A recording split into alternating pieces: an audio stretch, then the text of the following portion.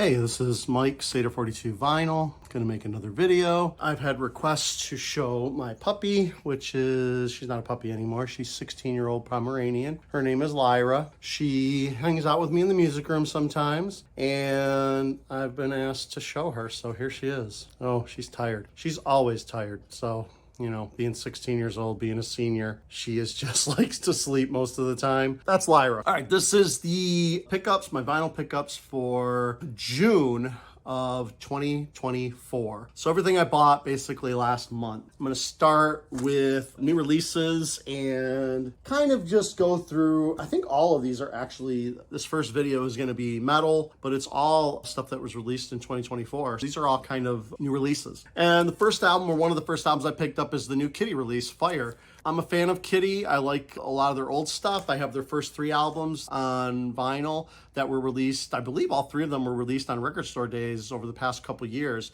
which I think is awesome. But yeah, those first 3 albums I think everybody knows, or at least a lot of people know.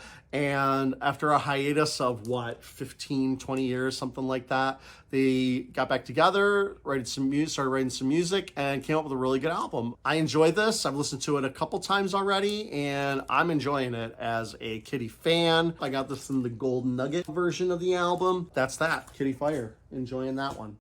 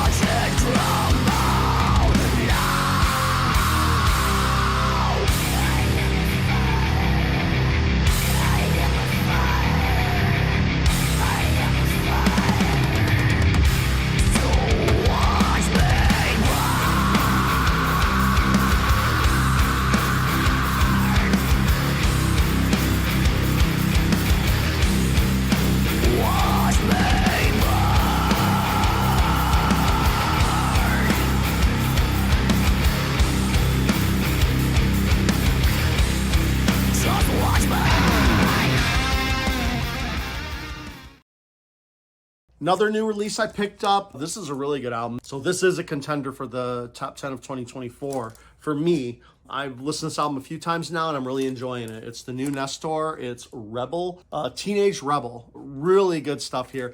This isn't even considered really metal, but it's more like hard rock or AOR. It's kind of in that category, kind of borderline. You know, there's some ballads on here that are very, you know, of that era, of that 80s AOR sound, and really good songwriting on here. Great choruses, very, very 80s inspired. I would kind of put these in the same category, kind of as like of newer bands like Night Flight Orchestra. You know, Night Flight Orchestra and these guys, I think they have very similar styles going on, and really good stuff here. Great choruses, great hooks, great 80s inspired hard rock here, or AOR rock. Really good band. Nestor, it's their second album. It's pretty cool on the thank you lists on here. These guys are all like, oh man, we're pushing 50 and we finally made it, you know? I kind of relate to that. I think it's great. So yeah, their last couple albums came out over the last few years. And yeah, they've been, I guess, trying to make music for a real long time, and finally, you know, started to, you know, got a deal, record deal, and people are starting to notice. The 80s revival, you know, a lot of the nostalgia for the 80s, I think, helped these guys as well. But this album is fantastic. Teenage Rebel from Nestor, 2024 release, really good album.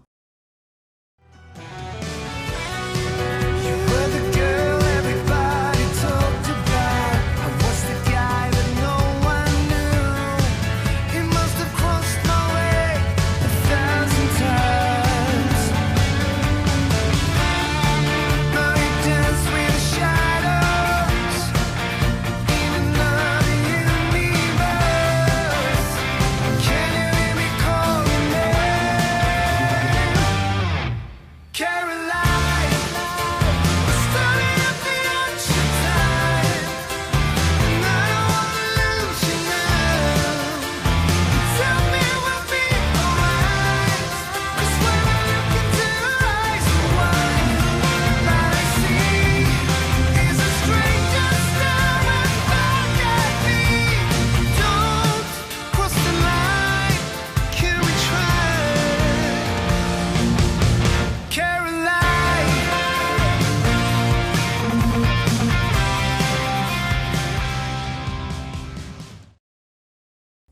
All right, another release. I'm a fan of this artist, and I have a bunch of his albums. I don't think he's incredibly popular, at least not in the United States. I really don't hear people talk about him much, and that's AxelRudiPell. And this is his new album, Risen Symbol.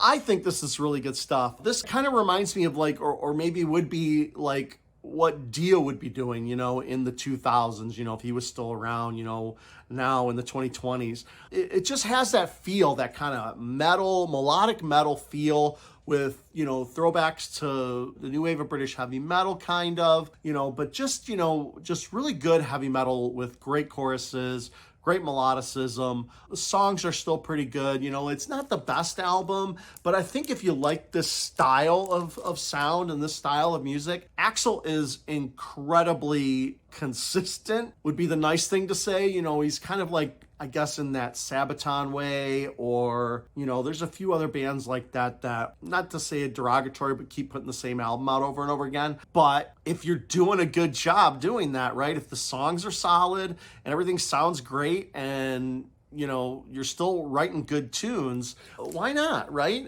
And I like this style of music, and I enjoy all of the AxelRudiPell albums. I guess this is kind of like a mix between maybe like if Scorpions and the Dio kind of did a project together, it would be an AxelRudiPell project, I guess, is a, you know, I don't know, let me know if you agree or disagree with that, but that's kind of what it reminds me of. Every album that I listen to, it just reminds me, I'm like, man, I could see like some of these ideas being maybe already done, or, you know, could have been done by Dio in a way. You know, I think the quality isn't that high. You know, set your expectations. You know, this isn't like, oh, if you love Dio, these songs are as good.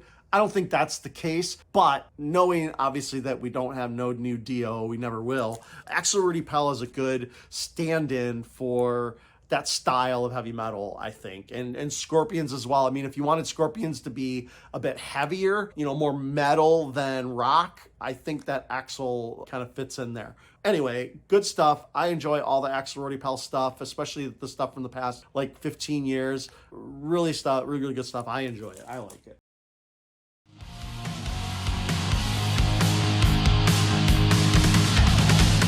We stand together, but now it's do or die. Young hearts forever, sure no time to cry. We face the storm, the fate clouds the sky. Would be safer in the swarm, with the blink of an eye. No time for prisoners, we just stuck in it road. Look at the village, loading the gun. Guardian angel, you stand the test of time. Guardian angel, in a world of crime. Guardian angel, life's no pantomime. Guardian angel, fools don't give a dime. Don't give a dime. Whoa!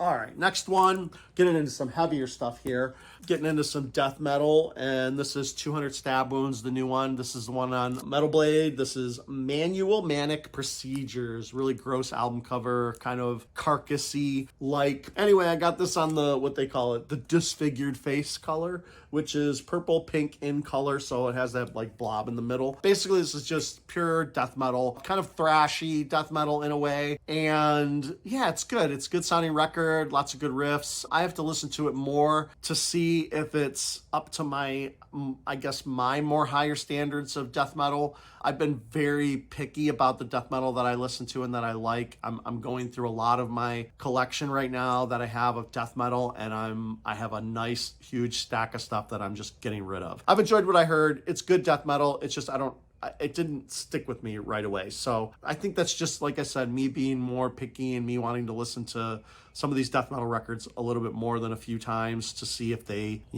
I guess stand up to what I'm looking for in a death metal band. But anyway, I like what I heard so far.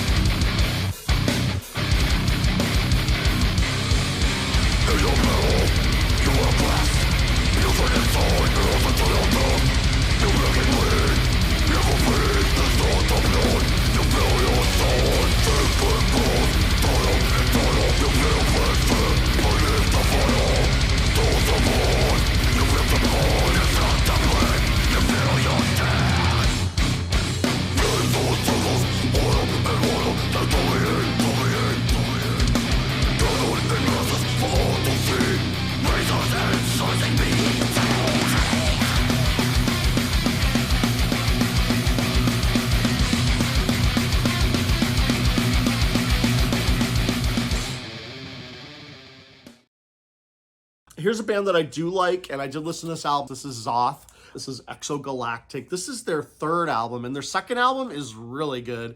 This third album is good. I do like this. I do need to listen to it a few more times to make sure that it does, hold up to the memorable standards, but so far it's really good. Just tech death, straight up tech death here. Interesting stuff, lots of good riffing in here. And yeah, the new Xoth. And this one is pretty cool. This I got, they kind of sucked me in with the Bandcamp order where they have the album and they had these like different versions, different colors, of course, bands can do that when they can afford it. But these guys had special triple gatefolds of the album. And I thought that was so cool. So I ended up wanting to really get one. So I got the triple gatefold. And it has this cutout of these planets or whatever. That's kind of cool. And yeah, just for presentation alone, I was really I thought this was really cool.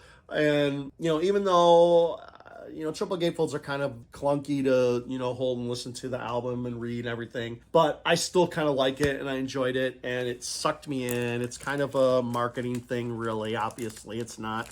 You don't need a triple gatefold for a one album. This isn't even a 2-disc set. It's just one 39-minute, album. But it sucked me in and I bought it. And I thought it was cool, even if it's not incredibly practical.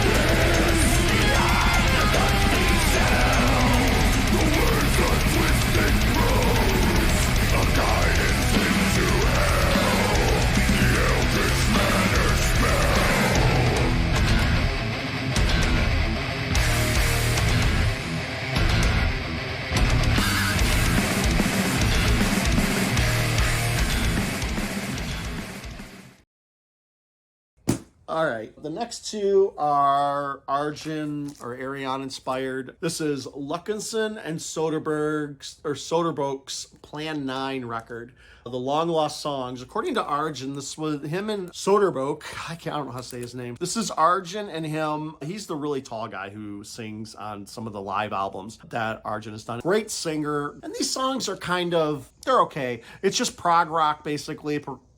progressive rock music or progressive metal. And the guys and Soderbergh's voice, he reminds me of like the lower register of Coverdale, David Coverdale. So if you like that lower register of David Coverdale, and like if you can imagine David Coverdale singing in that lower register on a progressive rock or a progressive metal album, that's kind of what this is. This is actually a brownish color, I guess brown vinyl that it came on. And yeah, these were songs that him and Arjun wrote, I guess years ago in the 90s maybe.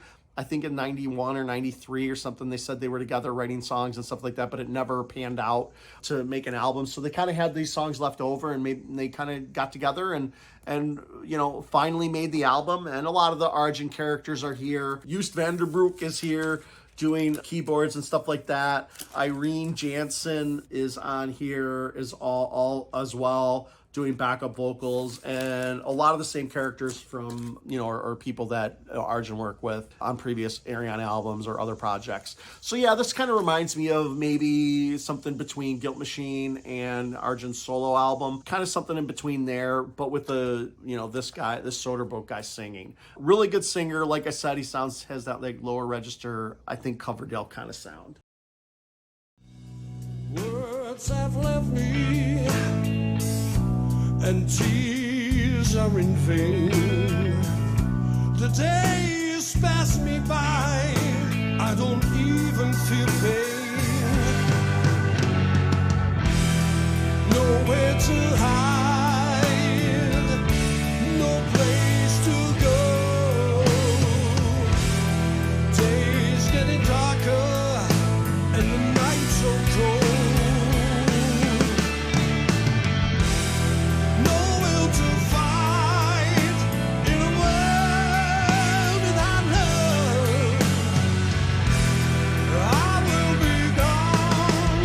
Before the morning comes.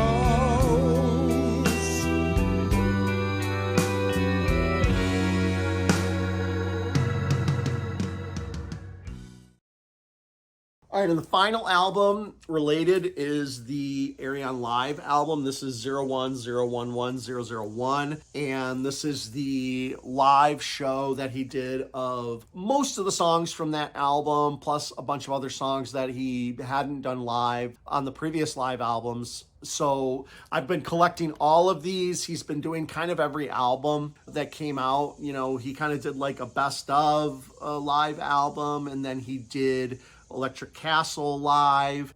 He did 01 live. Yeah, he's been kind of doing each one of his albums, live versions of them with as many singers as he can get. And some of them weren't on the original albums, but they're good replacement singers. They're in the same style or vocal range, and can sing the songs really well. And a lot of times that's kind of cool because, a lot of those songs that, you really like on the album being sung by a different artist or a different singer sometimes that comes out really good. I think, at least on the Ayreon side of things, it does sound really good. And this is a triple album, triple gatefold, lots of music, probably 124 minutes. So it's 2 hours of music on here. Fantastic. Totally worth it. If you're not going to get if you don't want to buy every Ayreon album, buy any one of these live albums. They sound fantastic. They sound really, really good. The musicianship is top notch. Some of the songs are edited a little bit differently than they are on the album, so you get kind of a little bit different versions of the songs than you're used to. But that's for Ayreon, I think that's cool. I think in a live versions of these albums, you can always go back and listen to the regular version on the album,